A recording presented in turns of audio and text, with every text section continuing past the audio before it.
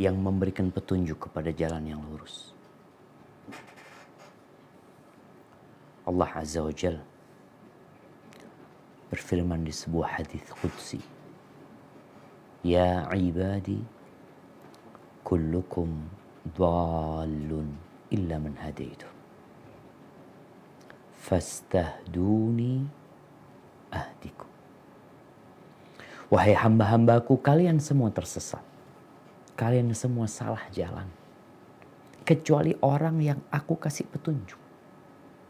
Kecuali orang yang aku bimbing, kata Allah Jalla Jalaluh. Fastahduni ahdikum. Maka mintalah kalian petunjuk kepadaku. Niscaya aku akan menunjuki.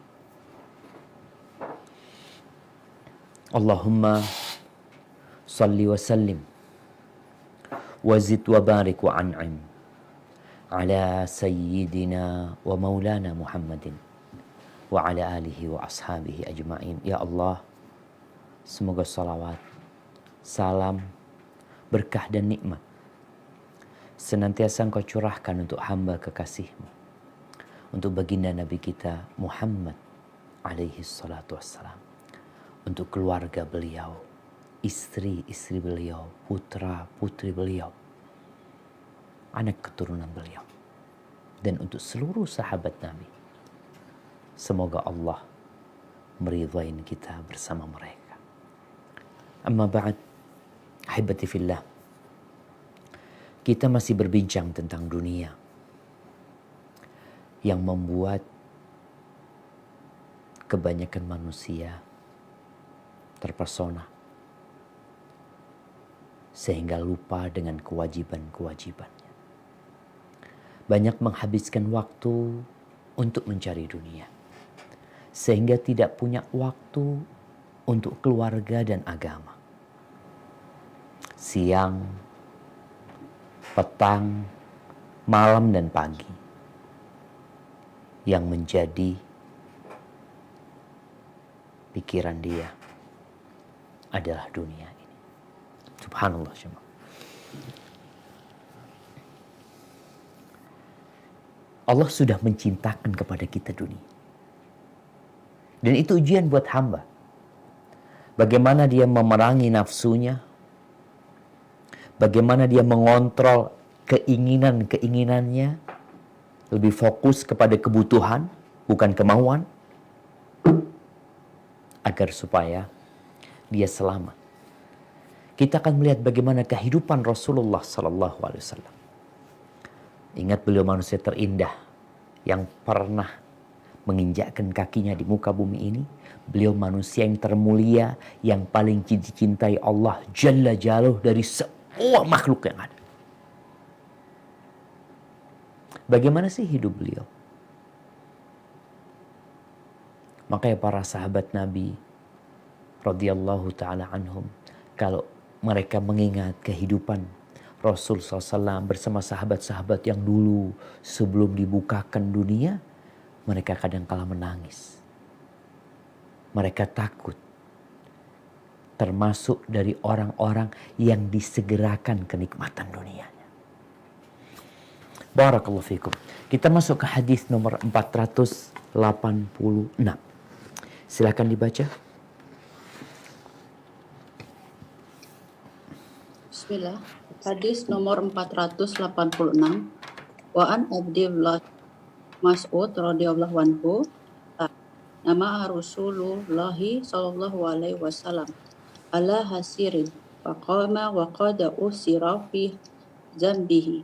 Qulna ya Rasulullah lahwi tahajna laka fi ta'am.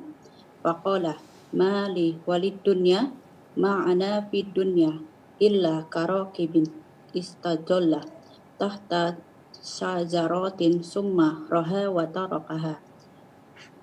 Rahul Tirmizi wa qala hadisu hasan sahih. Dari Abdullah bin Mas'ud radhiyallahu anhu, ia bercerita Rasulullah Shallallahu alaihi wasallam pernah tidur di atas tikar dan tak kala bangun terlihat membekas di tubuhnya. Lalu kami katakan, "Wahai Rasulullah, bagaimana jika kami menyediakan kasur untukmu?"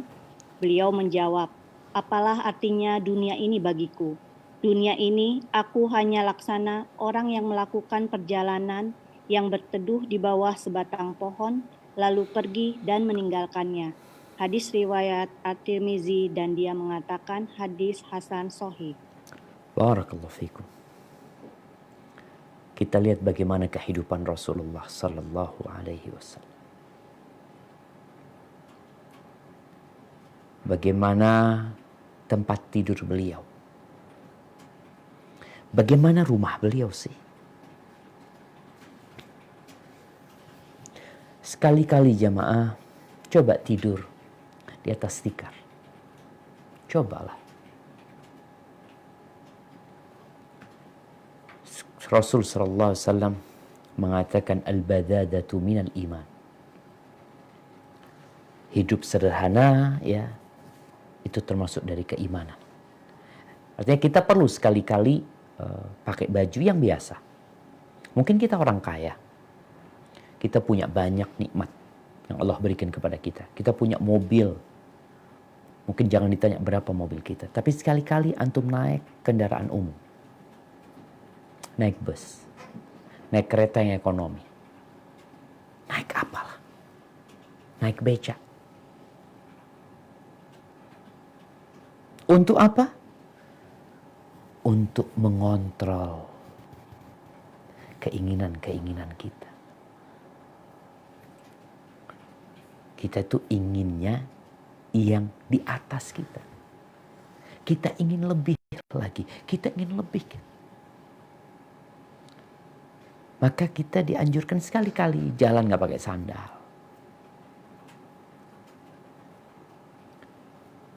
Kita lihat Rasulullah SAW. Tidur di atas tikar. Sampai membekas di tubuhnya. Rasul SAW itu lembut jemaah. Tapi beliau perkasa. Kata Anas bin Malik radhiyallahu anhu, "Walladzi nafsi biyadihi," demi yang jiwaku di tangan Allah, kata Anas, "Ma massat yadi min haririn wala dibajid." Gak pernah tanganku ini menyentuh sutra. Ada sutra yang tipis, ada sutra yang tebal. Aku tidak pernah menyentuh yang lebih lembut daripada tangan Rasul sallallahu alaihi wasallam. Allahu akbar. Alaihi salatu wassalam. Tapi tidurnya di atas tikar beliau. Maka ada garis-garis. Belilah tikar antum. Hari ini punya rezeki beli tikar. Malam hari ajak keluarga tidur di atas tikar. Kira-kira apa yang akan terjadi? Gak enak, gak bisa tidur. Ini, itu, macam-macam. Ya. Setelah itu katakan, dulu Rasulullah SAW itu tidurnya kayak gini nih. Di atas anyaman tikar. Tikar yang dari daun kurma ya, yang dianyaman seperti itu. Kalau sekarang mungkin di Indonesia ini ada anyaman dari daun apa? Pandan, dari daun pandan. Kurang lebih seperti itu. Ketika Abdullah bin Mas'ud, ada cerita lainnya, Umar bin Khattab radhiyallahu anhu. Artinya ini bukan kejadian sekali. Rasulullah SAW biasa tidur di atas tikar. Maka mereka berinisiatif, gimana ya Rasulullah kalau kita carikan kasur buat engkau. Alas yang lebih nyaman. Bukan mau dibelikan ranjang yang mewah. Bukan mau dibelikan kasur yang tebal. Bukan. Hanya kasur biasa aja. Apa kata Nabi SAW? Memberikan pendidikan kepada kita. Pencerahan kepada umat manusia. Bahwa kita nggak lama di sini. Jangan sibuk mikirin kasur tempat engkau tidur. Lupa memikirkan tempat istirahat kita yang sebenarnya. Maka Rasul SAW mengatakan, mali walid dunya. Apa urusanku sama dunia ini? Apa? Ma ana fid dunya. Aku ini di dunia nggak lama. Hanya seperti rakib, seorang pengendara, seorang musafir yang dalam perjalanan, yang kemudian dia itu singgah di bawah pohon, sebentar istirahat, kemudian pergi meninggalkannya. Kita lihat orang-orang yang di bandara, ketika dia nunggu cukup lama ya nggak lama juga sebenarnya, mungkin anggap transit 12 jam, dia kan kecapean. Di mana dia tidur? Wallah, Anda melihat ada yang tidur di lantai. Ada yang tidur di kursi. Nggak ada kasurnya kursinya itu. Besi kursinya. Ada yang tidur berbantalkan tas. Kira-kira kalau kita katakan kepada mereka, Pak, Bapak nggak beli kasur, Pak? Ya, gimana sih kok beli kasur? Bentar lagi Anda berangkat. Pernahkah kita berpikir bahwa kita di dunia sama dengan orang yang ada di bandara yang sedang menanti dipanggil? Last call, Fulan bin Fulan, diharap segera naik ke pesawat. Kita itu sedang nunggu itu, jemaah. Ya Allah ya, ini Nabi SAW benar-benar memberikan satu pelajaran, jemaah. Bahwa kita nggak lama. Maka jangan terlalu memikirkan hidup di tempat yang sebentar, lupa hidup di tempat yang lama kita nanti di sana. Yang itu memerlukan bekal dari kita. Subhanallah jemaah. Coba belajar dari diri kita, nggak usah dari orang lain. Ketika kita berada di bandara, bagaimana kita siap tidur di atas kursi? Jemaah umroh biasanya ya. Kadang-kala kalau katanya orang-orang, ya Allah jemaah umroh kayak ikan pindang tidurnya di bandara. Padahal dia orang kaya jemaah. Karena nggak ada tempat kursi, ya udah duduk di bawah dia. Dan nggak ada masalah buat dia. Kalau mereka ditanya kenapa tidak beli kasur, kata mereka, bentar lagi ana berangkat. Bentar lagi nggak lama. Barakallahu fiik. Ya, kita lanjutkan ke hadis sesudahnya.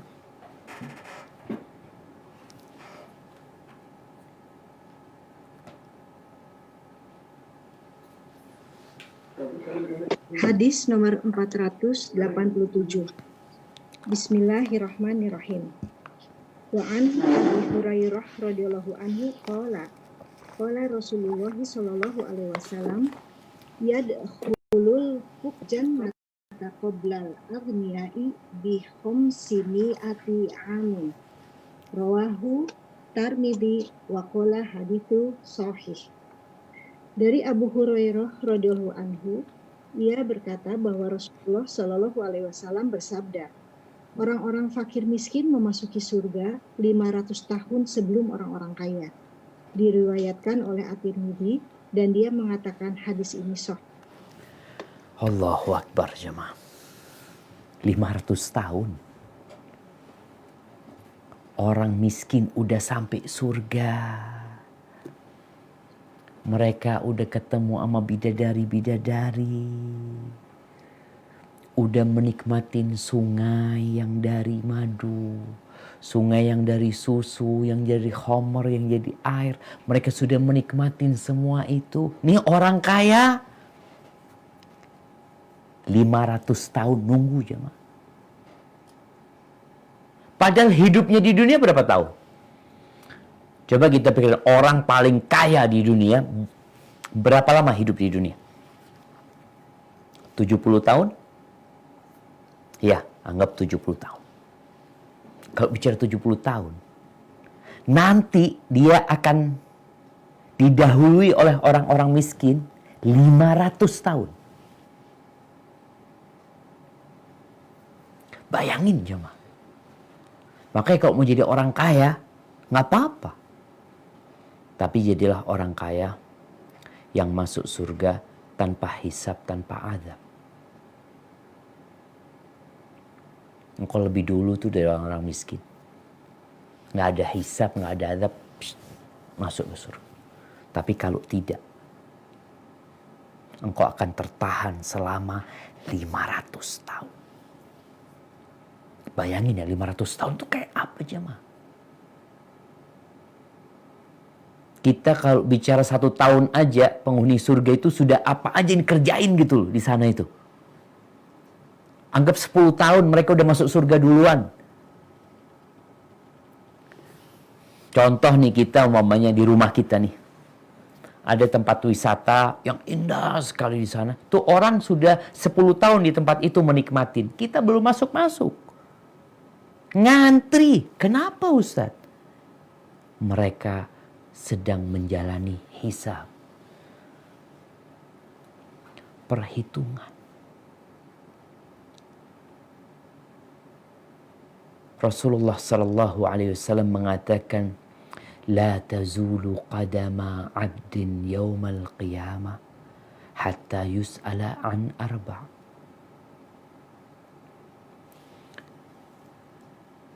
Manusia itu kakinya tidak akan berpindah dari tempatnya kecuali setelah dia ditanya tentang 4 perkara.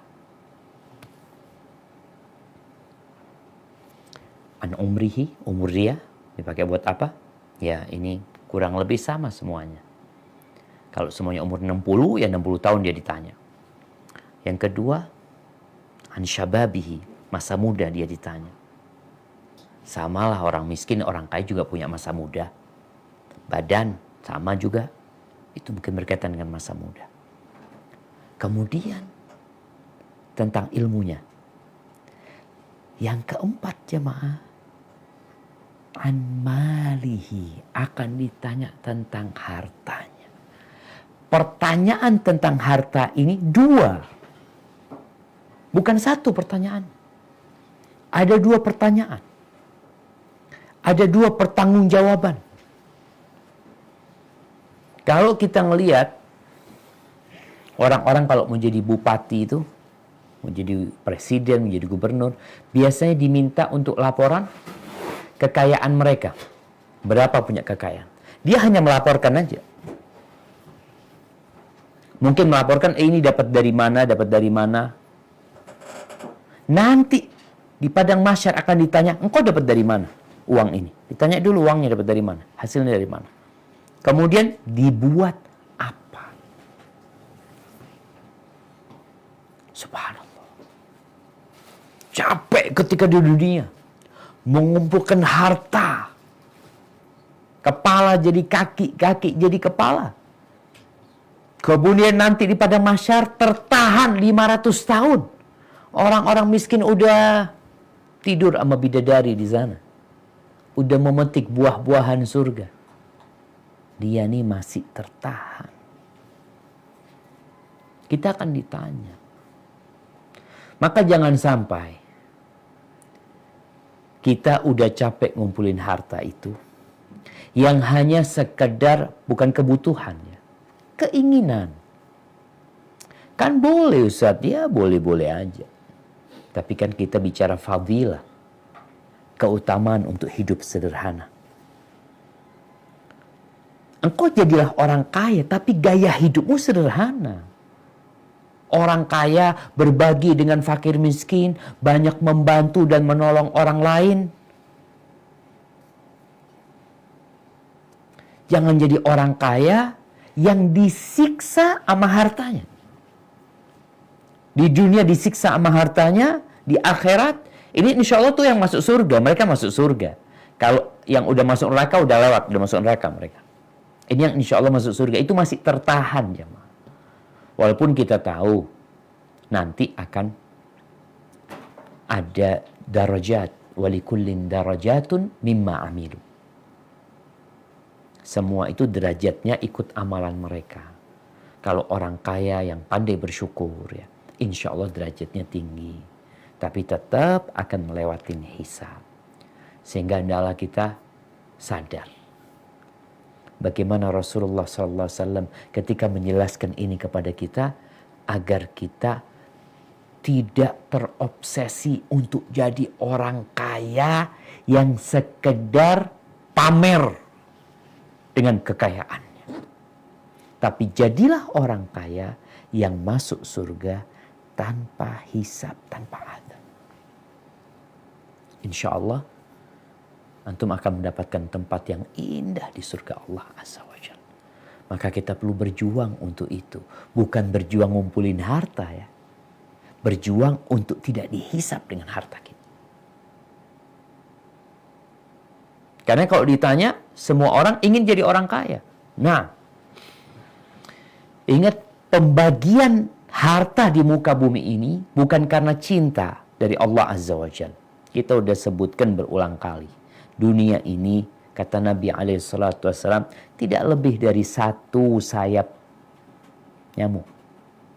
Nggak lebih dari itu. Yang diperebutkan sekarang ya, oleh 8 miliar manusia, itu tidak lebih dari satu sayap nyamuk. Bukan sayap kecoak, nyamuk. Maka silahkan antum mencari dunia, tapi untuk masuk surga. Untuk membangun istana antum di surga. Untuk dapat melewatin sirat dengan syafaat harta benda yang antum sedekahkan. Barakallahu fikum. Nah, lanjut hadis sesudahnya. Bismillah, hadis nomor 488. Wa an ibni Abasi wa Imran ibni Husain radhiyallahu anhum anin nabiyyi sallallahu alaihi wasallam qala itala'tu fil jannah fara'aitu aktsara ahliha fuqara'a wa tala'tu fin nari fara'aitu aktsara ahliha nisa' muttafaq alaihi min rawayah Ibnu Abbas wa rawahul Bukhari aidan min rawayah Imran bin Min Al-Husain. riwayat Imran ibn Husain. Nah. Dari Ibnu Abbas dan Imran bin Husain radhiyallahu anhum dari Nabi Shallallahu alaihi wasallam, beliau bersabda, "Aku pernah melongok ke surga, lalu aku melihat kebanyakan penghuninya adalah orang-orang miskin.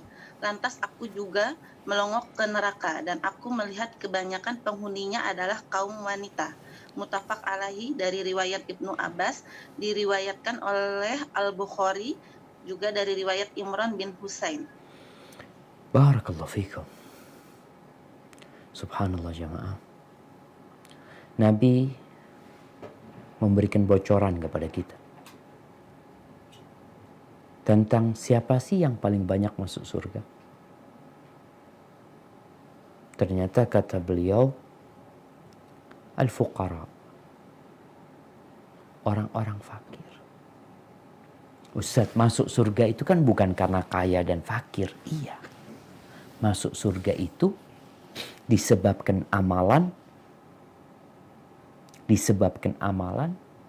dibungkus rahmat Allah Azza wa Jalla. Namun karena kekayaan ini memiliki efek samping yang buruk, maka Nabi menjelaskan agar kita berhati-hati. Bagaimana Nabi SAW tatkala mengatakan, "Wallahi mal faqr akhsha alaikum." Demi Allah, aku nggak takut kalian ditimpa kefakiran. Nggak takut. Wa innama akhsha an tubsatu alaikumud dunya. Tapi sebaliknya, yang aku takutkan tatkala dibentangkan dunia ini. Apa yang terjadi ketika dibentangkan dunia? Sibuk dengan dunia itu. Ana seringkali merenung dan Ana sampaikan. Kenapa yang datang di majelis ilmu itu? Kok orang-orang kaya nggak datang ya? Orang-orang kaya yang duitnya udah cukup sampai 7 keturunan. Kok nggak duduk di majelis ilmu? Belajar, ngaji, menghabiskan waktunya. Ya mungkin Ana salah ya. Ana memang tidak pernah mengadakan riset. Tapi sabda Nabi SAW ini seakan-akan mengisyaratkan ke sana.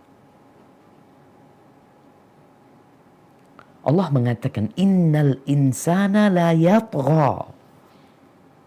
Sesungguhnya manusia itu benar-benar melampaui batasnya. Kapan? Ar-ra'ahu istaghna. Ketika dia merasa nggak butuh dia. Dia udah punya semuanya, udah hidup berkecukupan.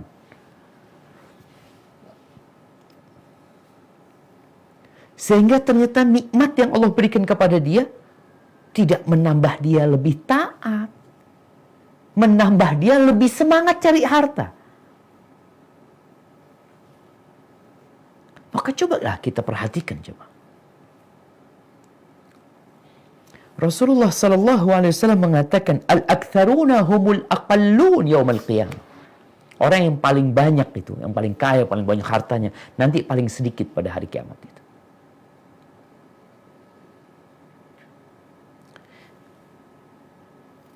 Illa man qala ha wa ha.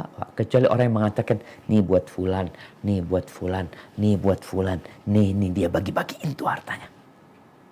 Kecuali yang kayak gitu. Jadi kalau mengumpulkan harta untuk ditumpuk, ya kadang-kala orang subhanallah dikasih tanah, punya tanah dia 100 hektar, bingung dia mau buat apa tuh tanah. Mau dibikin kaplingan ya, nanti mau dikapling. Dia akan memikirkan nanti gimana biaya untuk bikin perumahannya, ini itu, sibuk jamaah. Anda bisa bayangin ya, Anda sekarang sedang bangun rumah. Satu rumahnya. Yang mikirin kamar mandinya, yang mikirin gentengnya yang bocor, yang mikirin ini itu. Gimana kalau orang bangun perumahan jumlahnya 500 unit? Anda bisa bayangin, ya Allah ya. Bagaimana beban dia? Dia terbebani dengan harta tersebut.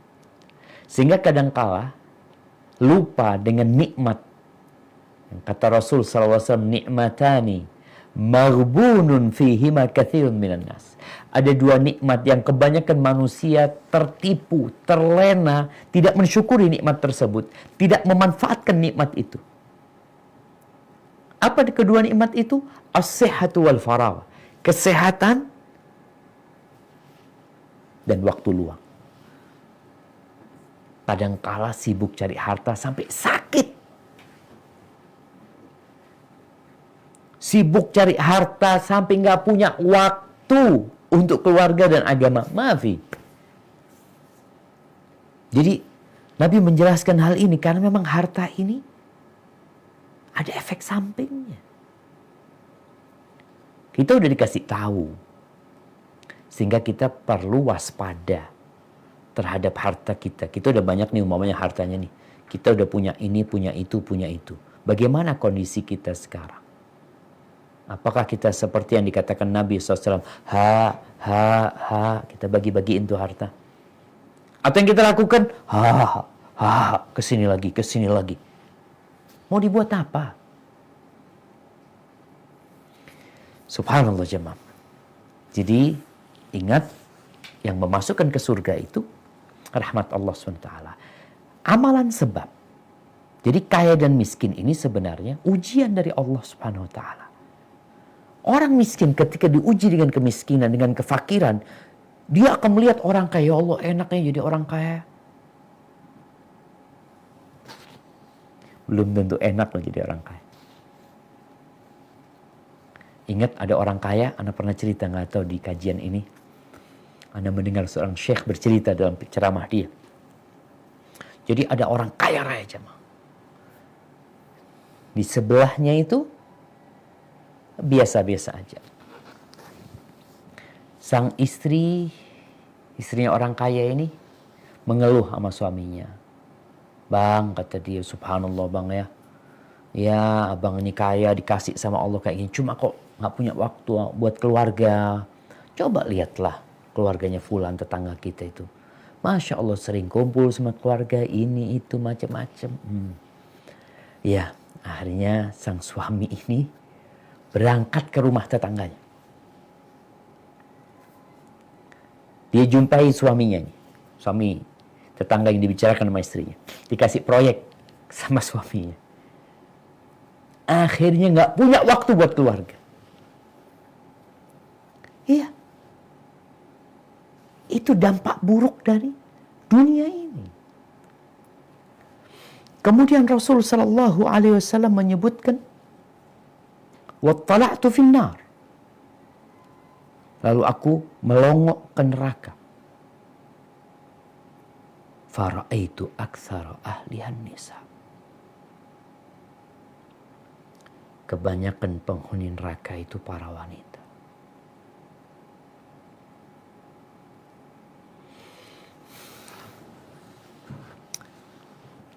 Wanita ini dengan kecantikannya dia dapat mencari harta. Dan dengan kecantikannya dia menggoda. Namun bukan karena itu, kata Nabi SAW, perempuan banyak di neraka.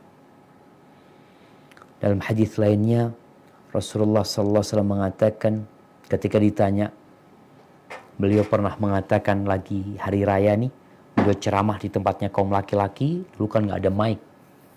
Di tempatnya laki-laki udah selesai, beliau jalan bersama Bilal bin Rabah ke softnya para wanita. Lalu di sana beliau memberikan pencerahan kepada para wanita. Di antara yang beliau sampaikan, beliau mengatakan, ya ma'syaran nisa, tasaddaqna, fa inni ra'aitukunna aktsara ahli nar. Wahai para wanita, tasaddaqna, banyaklah kalian bersedekah. Bersedekahlah kalian. Kadangkala perempuan mengatakan, Ustaz, ana gak punya fulus Ustaz. Ana cuma dikasih sama suami, ya cuma uang belanja. Iya, ya sudah, kalau memang uang suami, gak boleh sedekah kalau dengan izin suami. Kecuali suami sudah memberikan izin. Terus apa perempuan gak punya anting yang bisa dia lepas? Gak punya dia cincin yang biasa yang dia lepas? Atau dia gak mau? Nabi SAW mengatakan itu. Kemudian ada yang bertanya, walima ya Rasulullah, kenapa Rasulullah SAW?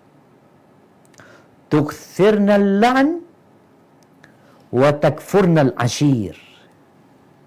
Kalian banyak melaknat. Perempuan itu ngomong kadang-kadang gak sabaran, ikut perasaannya ya. Doakan keburukan buat anaknya, buat suaminya kadang-kala. Dan kufur kepada suami. Tidak bersyukur kepada suami. Hati-hati buat para wanita. Kadangkala ada perempuan yang suaminya menikah lagi, dia gugat cerai. Kenapa? Apa suamimu menzalimimu sehingga engkau harus melakukan hal itu? Ada perempuan yang seperti itu. Suaminya sudah berbuat baik ya, tapi yang namanya ada laki-laki yang mungkin penghasilannya tidak banyak ya. Itu perempuan. Ini kata Nabi SAW. Ini tabiat wanita secara umum. Sehingga perempuan tatkala mendengarkan hal ini, jangan merasa, ya terus gimana Ustaz? Ya udah, berusaha untuk sodakoh tadi. Perbanyak sodakoh. Berbuat baik. Jaga lisannya. Terima kasih sama suami. Berikan pelayanan yang istimewa buat suami. Capek kadangkala perempuan ini mungkin melayani suaminya. Ya.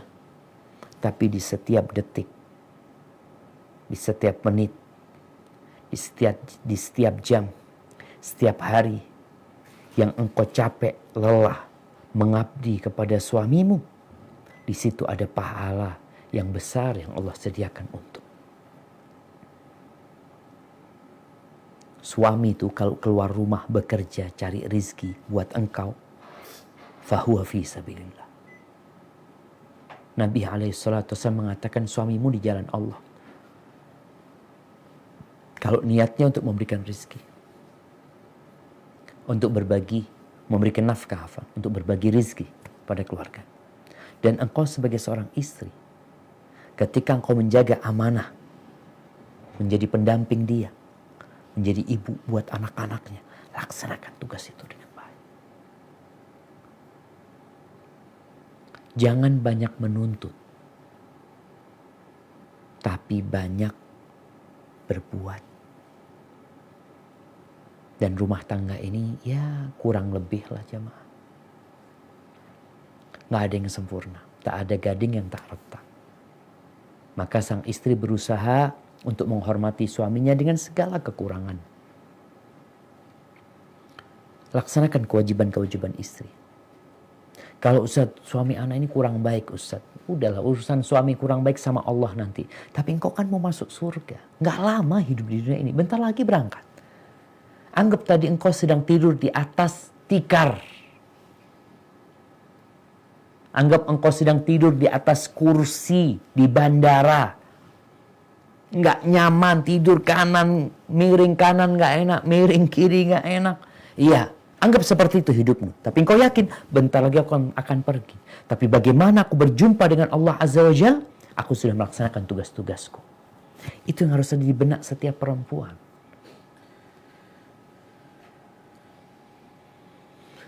Dan para suami juga harus bertakwa kepada Allah Azza wa Jalla.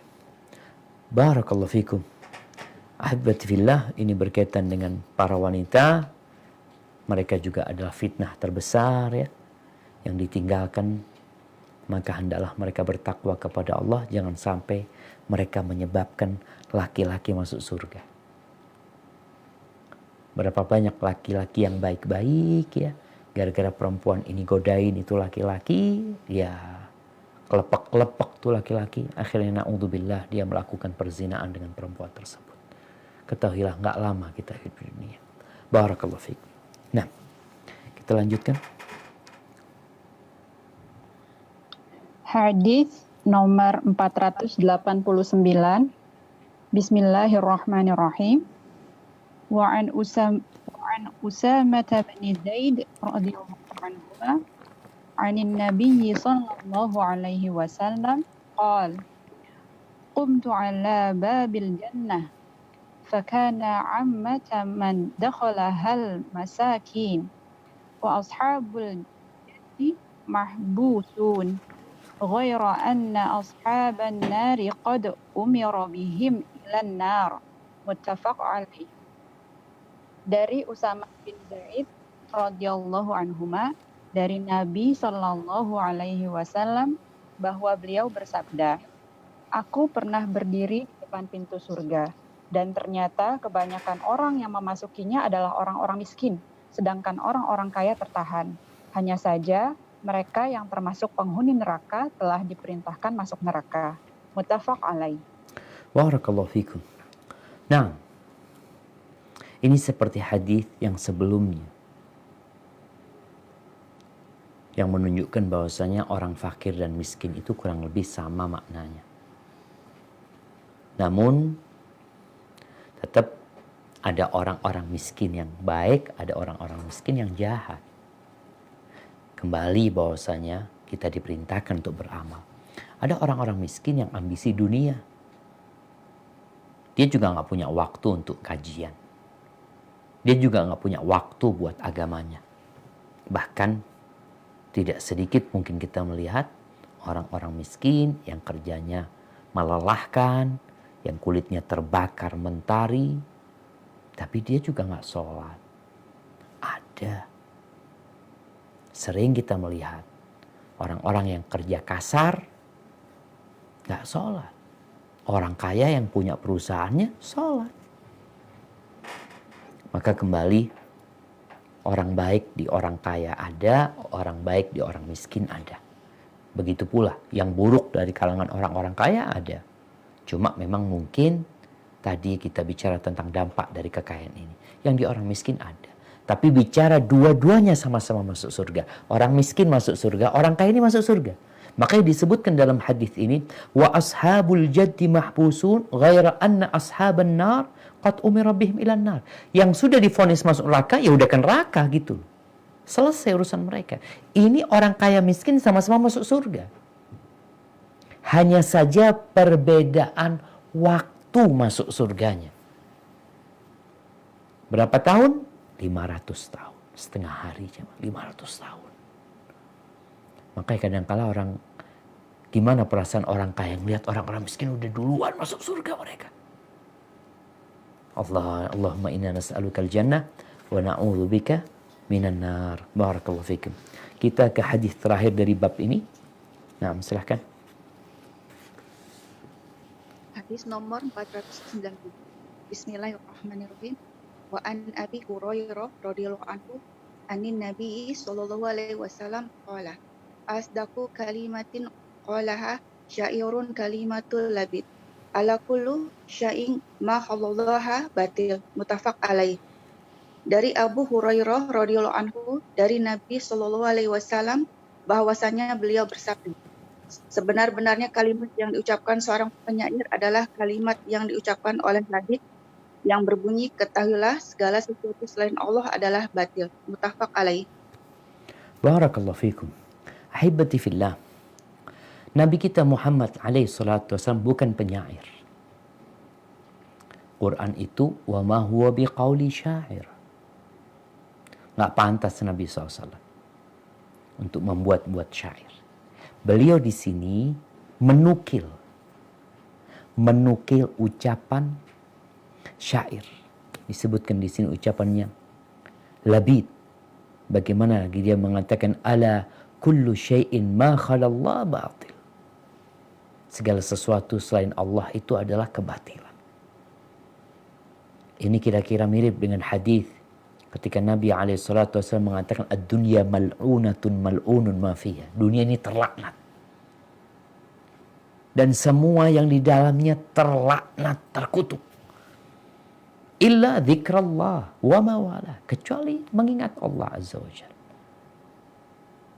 Dan segala ketaatan yang mendekatkan kepada Allah SWT. Wa aliman au muta'aliman. Orang yang alim tentang Allah. Orang yang belajar tentang Allah SWT. Jadi hendaklah kita jangan sampai tertipu dengan sesuatu yang batil yang kelak kita bakal meninggalkannya. Barakallahu fikum. Jamaah rahimakumullah. Berkaitan dengan babuz zuhud ini, ana akan membacakan beberapa ungkapan salafus soleh dari para sahabat Nabi, bagaimana mereka menyikapi dunia ini. Jabir bin Abdullah radhiyallahu anhu, dia pernah mengatakan, ma minna ahadun adrakad dunya illa qad malat bihi. Dia mengatakan tidak ada satupun di antara kita yang mendapatkan dunia, yang dunia mendapatkan dia. Artinya dia hidup berkecukupan, bahkan berlebih.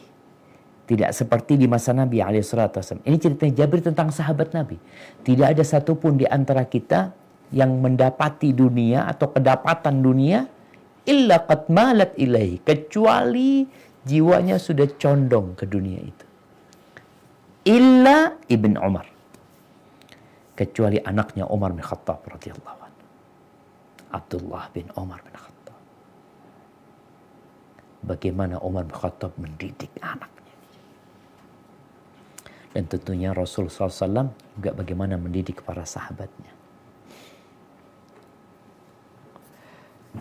Muhammad ibn Ali bin Abi Talib, yang dikenal dengan Muhammad al-Hanafiyah atau Ibnul Hanafiyah, dia mengatakan, man karumat alaihi nafsuhu lam yakun lid dunya indahu qadr. Barang siapa yang mulia jiwanya, maka dunia ini buat dia nggak ada nilai.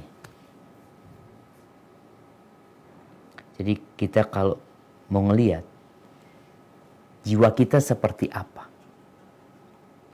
apakah jiwa kita ini termasuk sudah sampai an-nafsul mutmainnah, jiwa yang sudah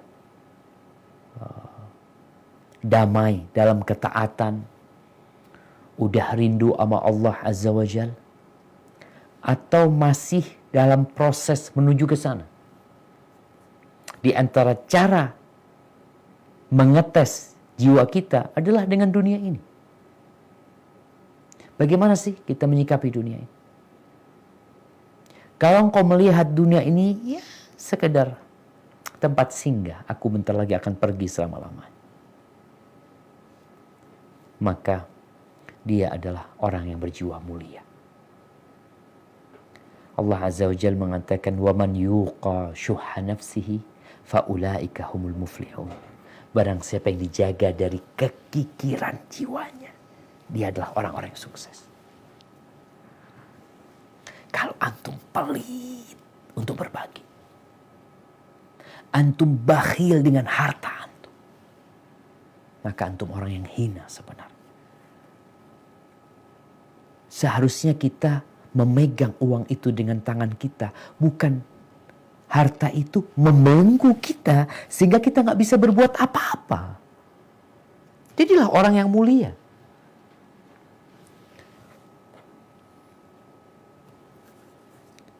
Al-Ala ibn Ziyad rahimahullahu ta'ala, dia mengatakan, Ra'aitu nas fin naum yattabi'una syai'an fatabi'tuhu. Aku dalam tidurku bermimpi, aku melihat orang-orang ini, rombongan orang-orang sedang mengikuti sesuatu. Katanya Al-Ala, namanya orang kan penasaran biasanya, ada apa nih? Akhirnya aku ikut. Ini dalam mimpinya dia cerita. Aku ikutin tuh orang-orang yang sedang berjalan menuju sesuatu. Fa'idha ajuz kabiratun hatma laysa laha asnan awra. Tahu-tahu ternyata ada seorang perempuan tua renta, udah nggak punya gigi, picak. Apa picak itu? Picak, ya, bermata satu. Matanya satu dia. Alaiha min kulli hilyatin wa zina. Perempuan ini pakai perhiasan-perhiasan semuanya. Kira-kira jamaah, apa gunanya perhiasan menghiasi perempuan yang sudah tua renta, yang kondisinya jelek ya, dia cacat juga. Apa kira-kira manfaat perhiasan itu buat dia? Yang udah gak punya gigi, maka itulah yang terjadi dengan dunia ini. Kemudian kembali kepada Al-Ala yang bermimpi. Fakultu ma anti. Orang kata, dia kepingin tahu. Kau itu siapa? Katanya. Kau ini siapa? Qalat ana dunya. Aku ni dunia. Apa katanya Ala? As'alullah ayyubaghidaki ilayya. Aku memohon kepada Allah agar Allah menjadikan aku benci dengan engkau. Apa kata wanita tua ini? Nah, in abghatti ad-darahim. Ya, syaratnya engkau benci dengan uang. Kira-kira bagaimana kondisi kita, jamaah? Kita cinta sama yang namanya fulus. Hada Yusuf, anta tuhibbu fulus? Anta tuhibbu fulus. Ahibati fillah, jadi bagaimana cara kita supaya kita selamat dari dunia ini? Ya kita harus benci uang nih. Ya kita pakai secukupnya, kita gunakan untuk kebutuhan kita, tapi jangan sampai kita diperbudak oleh dunia ini. Hada wallahu a'lam bishawab. Mungkin itu yang bisa kita kaji pada kesempatan kali ini. Kita masuk ke sesi tanya jawab. Nah, barakallahu fikum. Nah, silakan. Baik, barakallahu Ustaz, jazakallahu khair, barakallahu fiik. Untuk kajian pada hari ini insyaallah ada beberapa pertanyaan sudah masuk, Ustaz. Nah, tafadhali. Yusuf. Ada Yusuf sama Zainab ini nggak tahu kok bisa Zainab, kabur. Sudah besar Ustaz. Ini ada pertanyaan dari Ahwat Sarjah yang sedang kebingungan. Semoga Ustaz berkenan menjawab karena pertanyaannya di luar tema Ustaz. Nah, Jadi pertanyaannya suami dari adik beliau meninggal 10 hari yang lalu. Dia meninggalkan seorang istri dan seorang anak. Adik suami memiliki usaha yang terbilang langka. Dia punya usaha outdoor panjat tebing di Gunung Parang, Purwakarta. Usahanya itu sampai sekarang masih terbengkalai karena memang harus punya keahlian khusus untuk menjalankannya. Suaminya sekarang masih di Jakarta untuk mengurus, suami dari penanya ini sekarang masih di Jakarta untuk mengurus segala urusan peninggalan adiknya itu. Pertanyaannya, apakah kewajiban pihak laki-laki dalam hal ini mertua dan saudara-saudara mendiang suami terhadap istri dan anak-anak yang ditinggalkan? Semoga bisa dipahami. tunggu. Yang ditanyakan ini tentang Jadi tentang warisan ya Ustadz ya, peninggalan dari adiknya ini. Apakah kewajiban pihak laki-laki dalam hal ini mertua dan saudara-saudara mendiang suami terhadap istri dan anak-anak yang ditinggalkan? nah, Semoga dipahami ya Ustadz. siap. Jadi yang ditanyakan ini tentang hak istri sama anak-anaknya. Kira-kira seperti itu. Nah, Ya. iya jamaah rahimakumullah. Yang pertama berkaitan dengan meninggalkan harta ya. Kalau tadi dikatakan ada warisan, ada usaha yang mungkin sedang diurus. Rasulullah Shallallahu Alaihi Wasallam mengatakan, innaka antadhara warathataka aghniya, engkau meninggalkan ahli warismu kaya, punya uang, itu lebih baik daripada engkau meninggalkan mereka miskin, minta-minta. Kalau tadi dari cerita si penanya, mudah-mudahan Anda nggak paham, sepertinya yang meninggal ini punya harta warisan banyak. Iya. Ya Ustadz. Bentar Ustaz. Jadi sepertinya begitu Ustaz. Jadi yang meninggal itu adiknya laki-laki, meninggalkan istri dan anak-anak. Tapi untuk untuk kakaknya sendiri ya ini suami si penanya ini kewajibannya bagaimana Ustaz terhadap mereka berdua? Iya, kepada istri dan kepada keponakannya berarti ya. Iya, keponakan. Nah, sahih. Yang pertama kalau bicara kepada istri dan ponakan, ingat anak-anaknya, adiknya itu, keponakan dia adalah anak-anak yatim dengan ditinggal mati oleh sang ayah. Maka kewajiban dia memberikan hak mereka. Kalau bicara warisan tinggal dilihat sekarang. Apakah mereka punya anak laki? Kalau ternyata keponakannya ada yang laki-laki, berarti yang dapat warisan adalah ibunya atau istri, kemudian bersama anak-anaknya, kemudian bersama orang tuanya. Maka kewajiban secara harta ini milik mereka. Dan hendaklah dibagikan secara syariat. Adapun yang kedua, memang berkaitan dengan warisan ini, wa ta'kuluna turatha aklan lamma.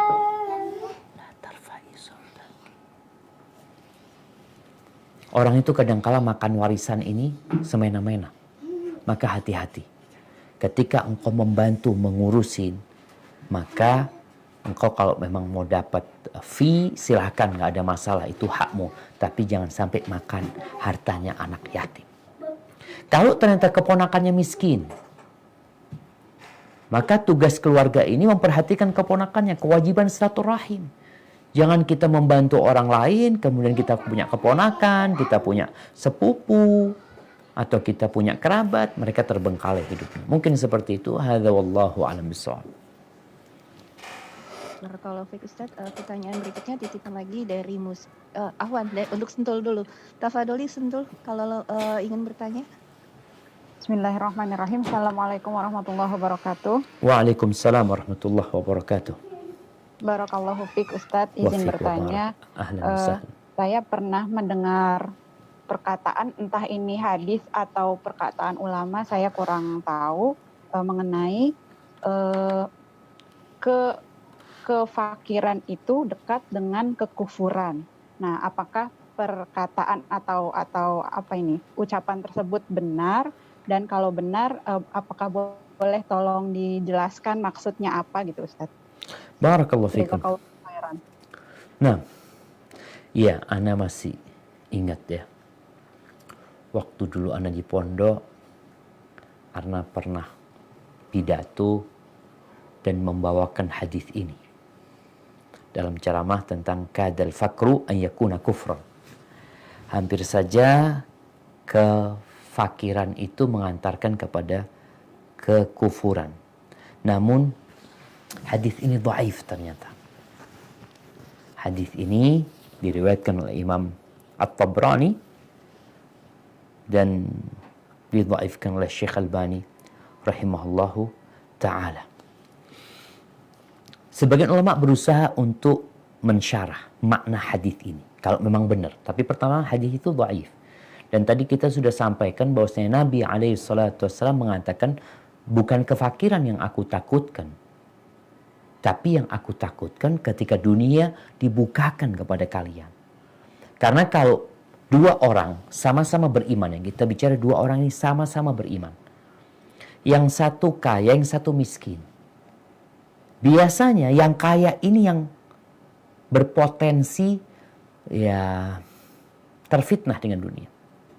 Sedangkan yang miskin ketika dia orang beriman, dia semakin mendekatkan diri kepada Allah Azza wa Jalla.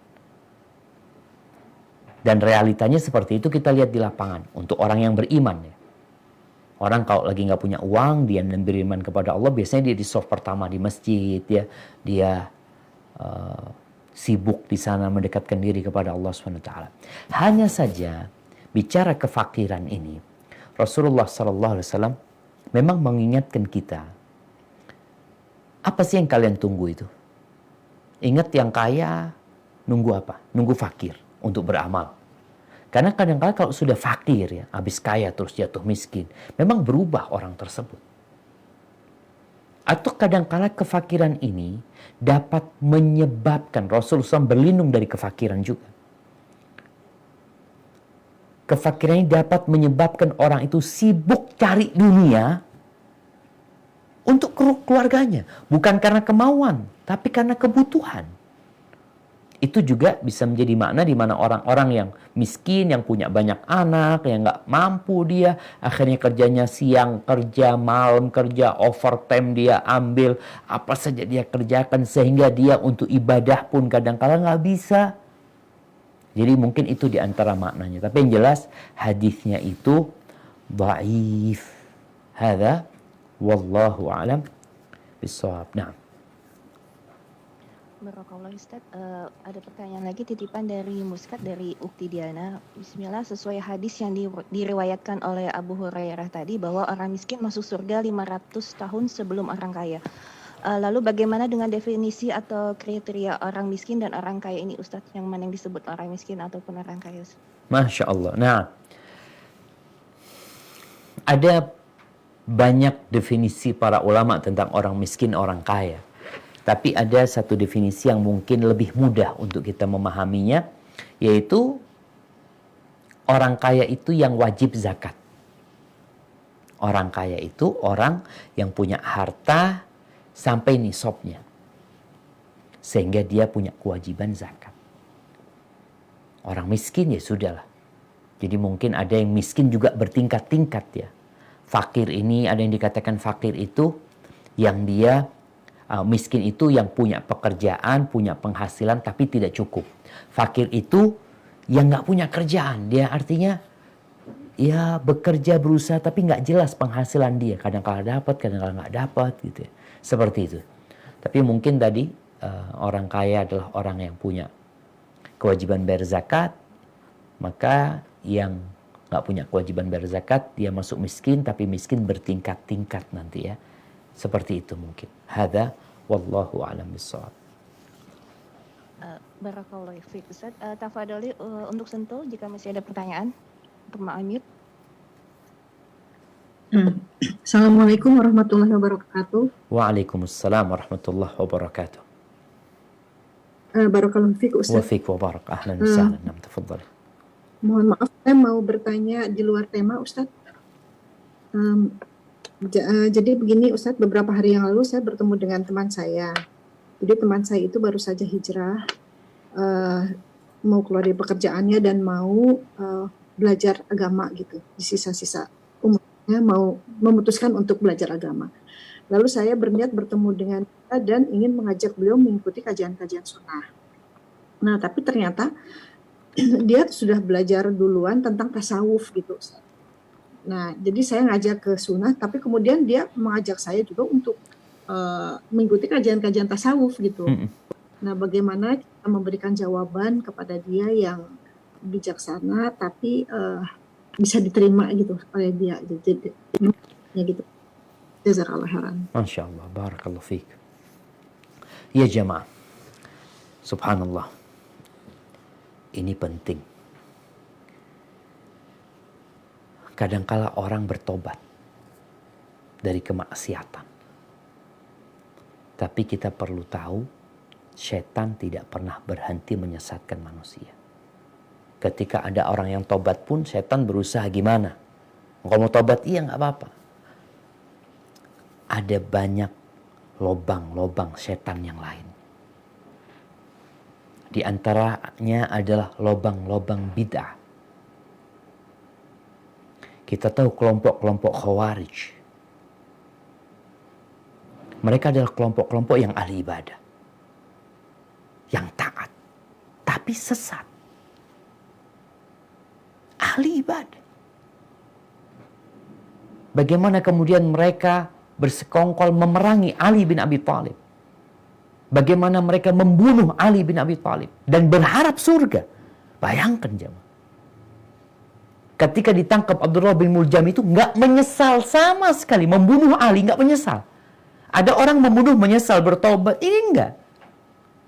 Itu bahaya bid'ah. Karena dia merasa yang dia kerjakan itu benar. Sehingga membunuh orang yang terbaik pun di masa itu ketika Ali yang masih hidup, dialah yang terbaik.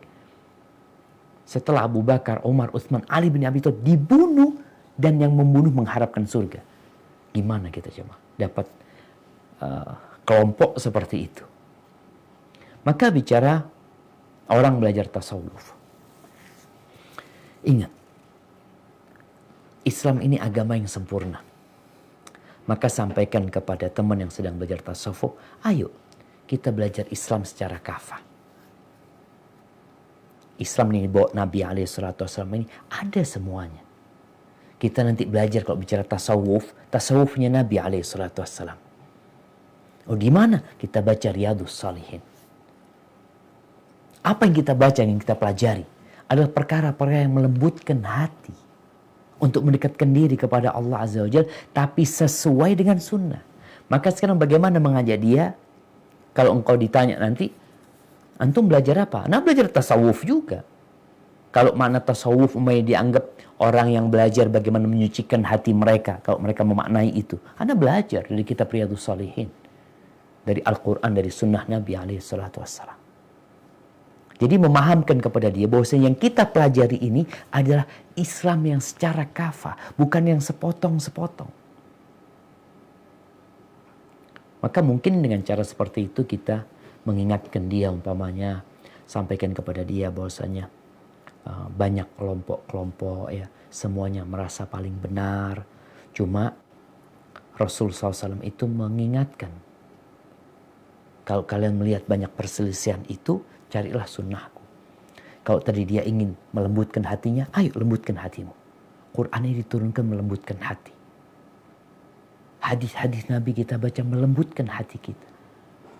Contohnya kajian kita hari ini. Mungkin anti bisa kirim linknya kepada dia, sampaikan, coba ana minta anti untuk memberikan koreksi terhadap kajian yang disampaikan oleh Ustadz ini. Menurut anti gimana? Dengan harapan semoga dia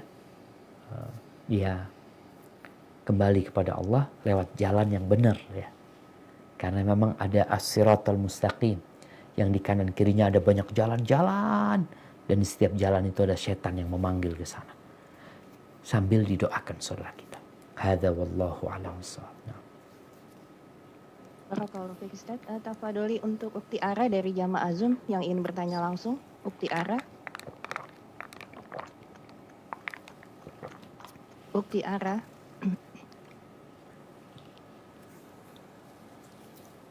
Sepertinya Ana bacakan saja Ustaz. Siap.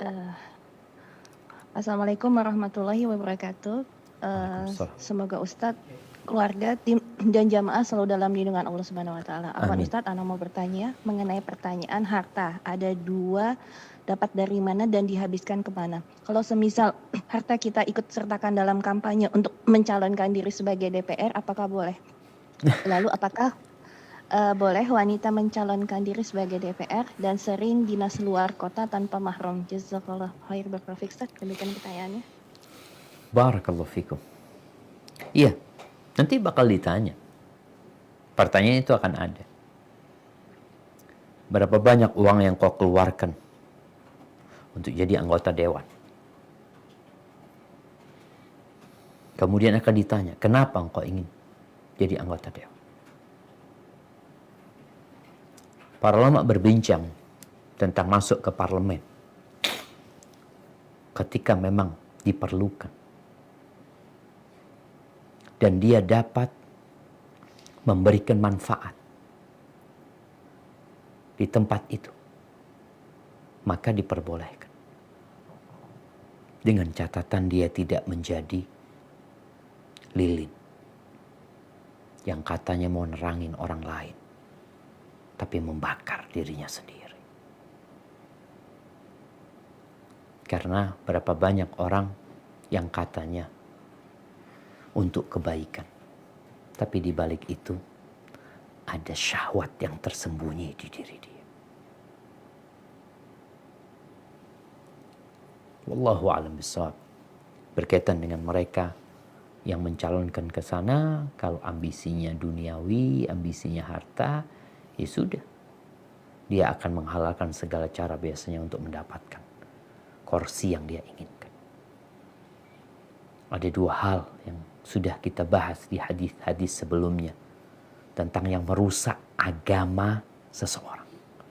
Bahkan lebih merusak daripada 2 ekor serigala yang kelaparan yang dilepas di kandang kambing. Apa? Ambisi harta dan jabatan. Itu menakutkan sekali. Tapi bagi para wanita, Allah mengatakan waqarna fi buyutikunna. Tinggallah kalian di rumah kalian. Tinggal di rumah kalian. Siapkan generasi masa depan. Mau ngapain di sana? Engkau mau berjuang, berjuanglah. Ingin surga? Subhanallah. Bagaimana Rasul sallallahu alaihi wasallam mengatakan idza shallatil mar'atu khamsaha, kalau perempuan salat yang 5 waktu, wa shamat syahraha, puasa di bulan Ramadan, wa ata'at zaujaha, taat sama suaminya, wa hafizat farja, dia jaga kehormatan dirinya, kemaluannya, dikatakan kepada dia silahkan masuk surga dari pintu mana saja yang kau mau. Ketika seorang wanita akhirnya sibuk sehingga melupakan kewajiban-kewajiban dia, bahkan ada pelanggaran-pelanggaran syariat yang harus dia lakukan, maka dia akan berdosa di sana, jemaah. Dan sekali lagi, kita nggak lama hidup di dunia. Ada banyak ambisi yang perlu kita tundukkan. Kita kumpulin ambisi kita. Untuk di mana? Untuk di tempat yang abadi dan selama-lamanya. Hadza wallahu a'lam bishawab. Barakallahu fiik Ustaz. Pertanyaan berikutnya, tafadholi Ukti Farida, kalau ingin bertanya secara langsung kepada Ustaz, bisa unmute. Ukti Farida.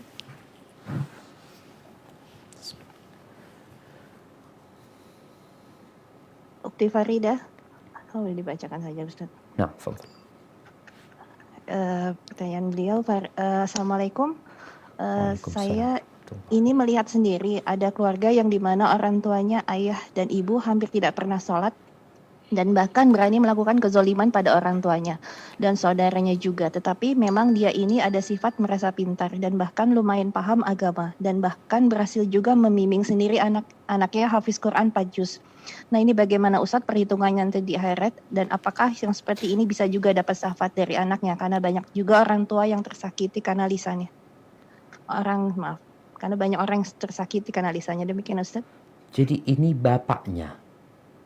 Jadi bapaknya kalau anak tidak saya tangkap, bapaknya suka berbuat zalim dengan orang, termasuk dengan kedua orang tuanya, kakek neneknya. Tetapi Kakek anaknya neneknya. ini Tapi hafiz dia Quran. punya anak hafid Quran. Iya. Apakah Iya. anaknya ini bisa memberikan Menjadi syafaat syafaat buat orang tuanya? Iya. Subhanallah. Ayah ibunya Ustadz. Iya, buat ayah Dua-duanya ibunya. hampir gitu. tidak pernah sholat. Di mana? Afwan Ustadz, ayah ibunya tidak pernah sholat sama sekali. Ayah ibunya nggak sholat, anaknya hafal 4 juz. Iya, Masya Allah. Masya Allah. Iya. Subhanallah jemaah. Iya. Iya, ini hal yang sangat aneh sebenarnya, ironis banget ya. Bagaimana kedua orang tua berusaha untuk memiliki anak yang hafal Quran, bahkan tadi dikatakan merasa pintar agama ya. Lalu anaknya juga bisa hafal Quran 4 juz, nggak lewat orang lain, lewat bapaknya. Artinya bapaknya ini bisa pintar gitu, bisa ngaji bapaknya, tapi nggak pernah sholat. Begini jemaah, semua fadilah tentang ilmu itu berkaitan dengan yang diamalkan, ikhlas lillahi ta'ala. Kalau kemudian ilmu itu diamalkan tapi nggak ikhlas, nggak ada gunanya. Kemudian kalau ilmu itu nggak diamalkan, bukan jadi syafaat, akan menuntut dia. Jadi kalau dikatakan bagaimana anaknya akan memberikan syafaat kepada orang tuanya, sedangkan tujuan orang tuanya ngajarin apa sekarang? Kenapa dia tidak melaksanakan yang wajib? Kalau bicara menghafal Quran itu nggak wajib. Orang nggak bisa baca Quran, tapi dia bisa baca Al-Fatihah, sah, nggak dosa dia. Tapi ada fadilah yang dia tinggalkan.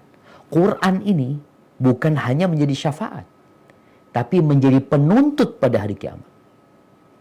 Bagaimana Rasulullah SAW mengatakan, wal Qur'anu hujjatun laka au alaik.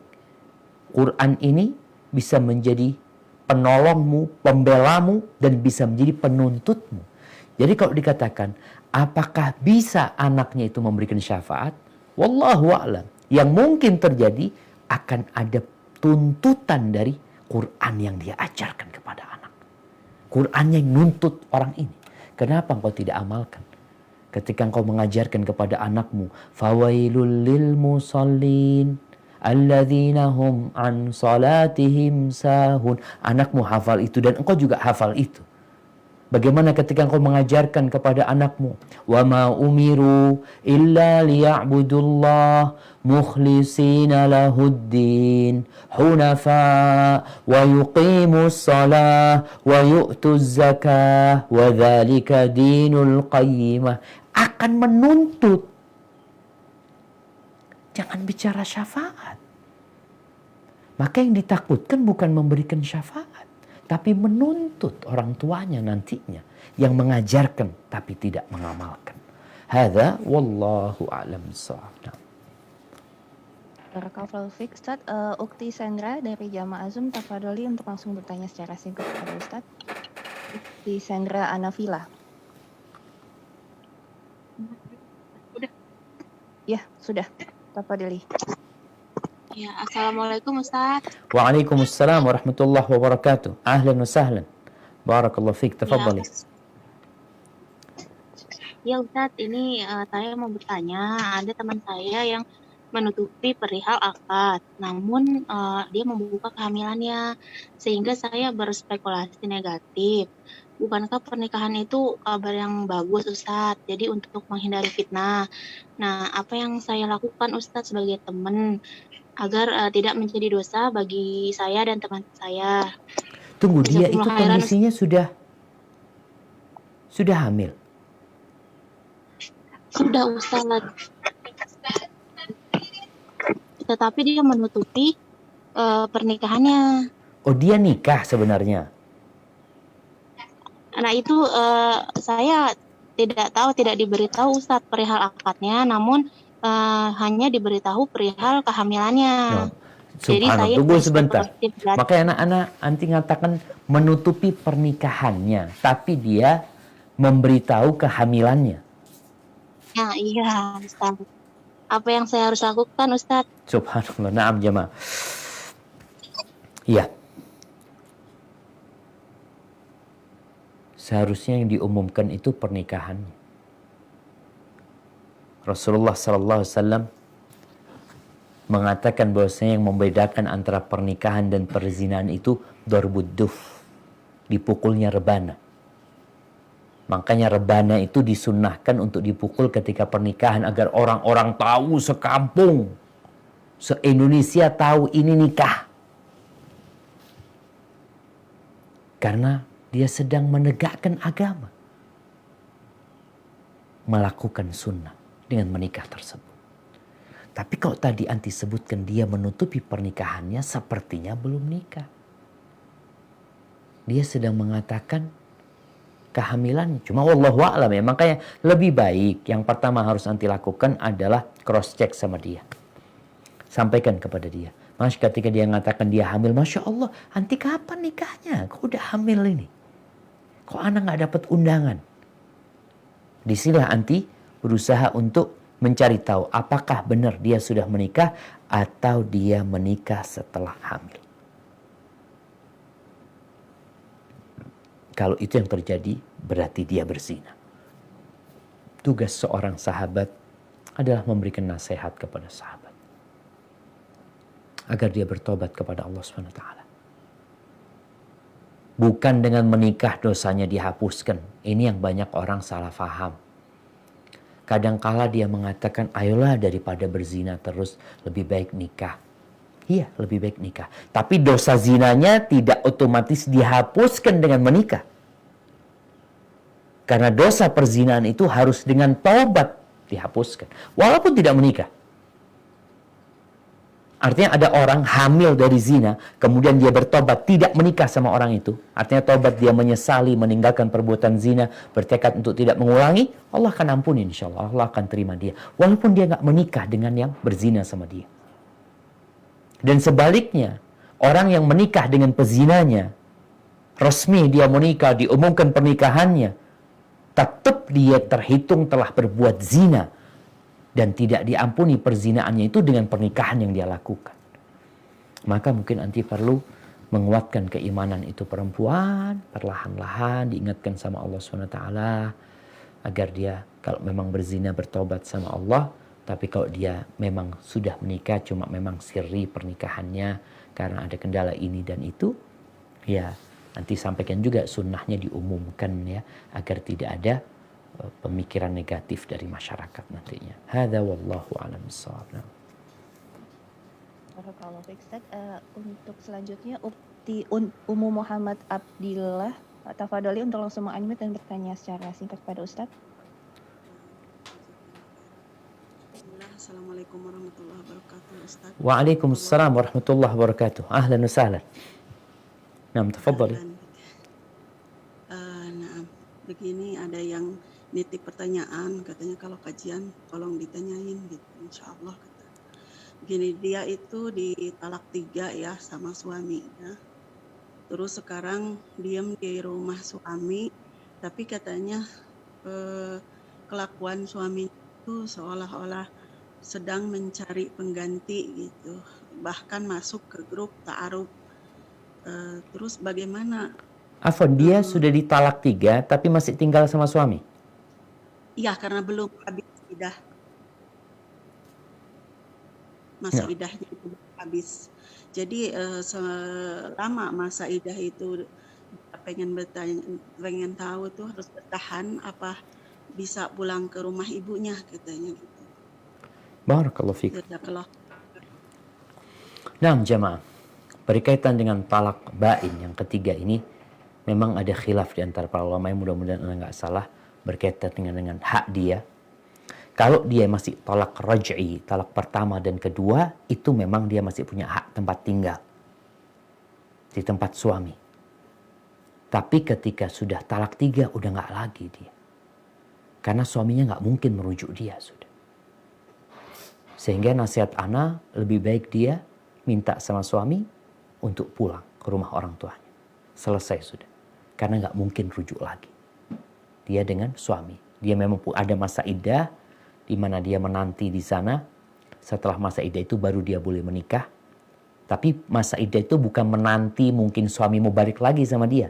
Kalau talak pertama, kenapa tinggal satu rumah? Karena harapannya suami ya mungkin berubah hatinya, kemudian dia merujuk istrinya. Talak 2 seperti itu. Tapi talak 3 udah nggak mungkin. Udah nggak mungkin dia balik sama suaminya. Sehingga kalau dia mau ke tempat orang tuanya, silahkan dia berangkat ke tempat orang tuanya. Insya Allah nggak ada masalah. Hadza wallahu a'lam bishawab. Wa fiik wa barakna. Dengan waktu yang terbatas, semoga masih bisa dengan 2 pertanyaan lagi. Tafadhali, na'am. Ya, untuk selanjutnya Ukti Umu Akhtar jika langsung mau bertanya dari jamaah Zoom. Ukti Umu Akhtar. Ya, sebenarnya Anda bacakan lagi, Ustaz. Atau oke. Anda bacakan, Ustaz. Assalamualaikum, Ustaz. Izin bertanya. Waalaikumsalam warahmatullahi wabarakatuh. Saya selalu merasa dilema dengan perintah harus patuh terhadap suami. Suami yang seperti apa yang harus saya patuhi? Sedangkan kenyataannya sikap suami saya tidak layak untuk dipatuhi. Dia sering bicara galak kalau di depan istri, juga anak dan bapak mertua. Kalau ke orang lain ramah, diajak belajar mengenal sunnah, malah saya dibilangnya Islamnya aneh. Haruskah dipatuhi Ustadz suami seperti ini? Jazakallahu khair, Ustadz. Demikian pertanyaannya. Nah, barakallahu fikum. Ya, kalau bicara suami yang seperti apa yang harus ditaati. Selama perintah suami itu tidak bertentangan dengan perintah Allah, maka taati. Patuhi. Mungkin ini akan menjadi pintu hidayah buat suami. Kadang-kala kan ada yang istrinya lebih dahulu ya mendapatkan hidayah.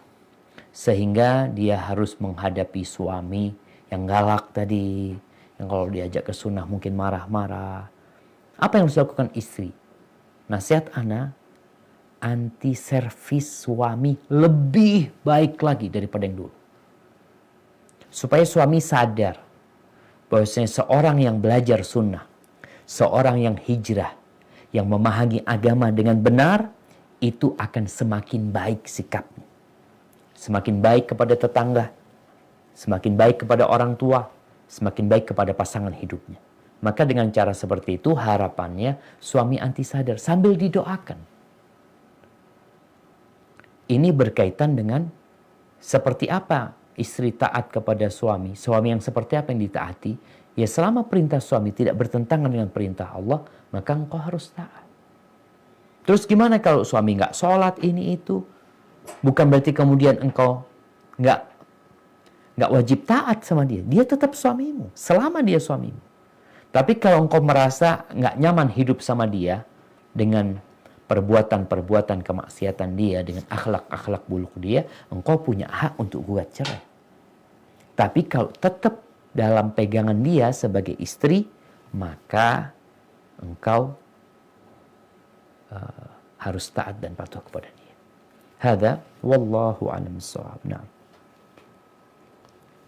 Kalau Ustaz, pertanyaan berikutnya dari Ukti Gea.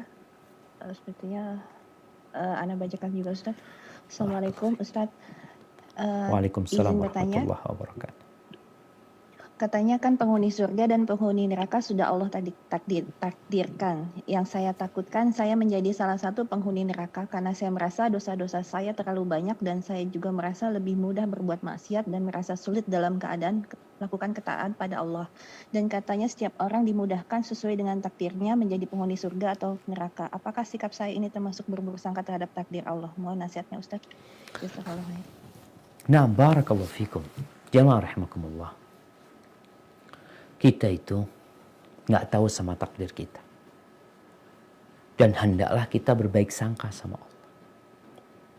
Apa yang harus dilakukan ketika kita merasa kok aku dimudahkan berbuat dosa ini, itu, dan itu. Rasulullah SAW mengatakan, Al-jannatu aqrabu ila ahadikum min syiraki na'lihi. Surga itu lebih dekat sama salah seorang di antara kalian, sama semua orang maksudnya, lebih dekat kepada kalian daripada tali sandal kalian. Bayangkan, surga itu dekat. Wan naru mithlu dzalik, neraka juga sama seperti itu. Jadi pertama kita nggak tahu sama takdir kita. Ketika kita dimudahkan berbuat dosa, bisa jadi itu nafsu kita. Maka jangan bicara takdir pada saat itu, tapi bicara bagaimana aku melakukan ini seharusnya. Apa yang harus aku perbuat? Bertobat kepada Allah. Maka nasihat ana, setiap engkau berbuat dosa, cepat tobat. Perkara mungkin Ustaz, ana nanti berbuat dosa lagi karena udah terbiasa berbuat dosa Ustaz. Dan ana merasa kok sulit untuk bertobat. Jangan dengarkan bisikan setan. Setan memang membisikkan kepada hamba untuk menunda tobatnya. Dengan dikatakan, engkau ini nggak berhenti-berhenti berbuat dosa. Tobat, berbuat dosa lagi. Tobat, berbuat dosa lagi. Apa nggak malu sama Allah SWT? Udahlah. Kalau berbuat dosa aja. Itu yang diinginkan oleh iblis. Seharusnya yang kau lakukan setiap kali kau berbuat dosa, kau bertobat. Jangan berpikir takdir, kayaknya ana masuk neraka. Iya, siapa yang mau masuk neraka? Dan kita nggak tahu. Bagaimana cerita Nabi SAW, ada orang yang ya'malu bi'amali ahli nar, yang secara zahir dia beramal dengan amalan penghuni neraka. Kelihatannya udah penghuni neraka nih orang kalau lihat perbuatannya. Sebelum mati dapat hidayah. Kemudian mati husnul khatimah masuk surga. Jadi kita nggak bisa menentukan. Bahkan ada orang yang taat. Ya'malu bi'amali ahlil jannah. Amalan penghuni surga. Orang lihat, ya Allah ahlul jannah nih orang. Sebelum mati, dia tinggalkan semua ketaatan. Mati su'ul khatimah. Masuk neraka. Jadi ingat, kita nggak tahu sama takdir kita. Tapi tugas kita, tatkala kita berbuat dosa, segera kita bertobat kepada Allah SWT. Dan jangan biarkan iblis membuat kita putus asa. Karena selama nyawa masih di kandung badan, selama belum sampai ke kerongkongan, kita masih bisa bertobat. Dan Allah membuka pintu tobatnya. Asalkan kita tidak menunda-nunda tobat kita. Hadza wallahu a'lam bishawab. Itulah jamaah yang mungkin bisa Anda sampaikan pada kesempatan kali ini. Kurang lebihnya mohon maaf. Apabila yang Anda sampaikan benar itu dari Allah Jalla Jalaluh. Kalau ada yang salah dan kurang berkenan itu dari diri Anda pribadi. Allah dan Rasulnya terbebaskan dari kesalahan itu. Subhanakallahumma wa bihamdika asyhadu an la ilaha illa anta astaghfiruka wa atubu ilaik. Wassalamualaikum warahmatullahi wabarakatuh.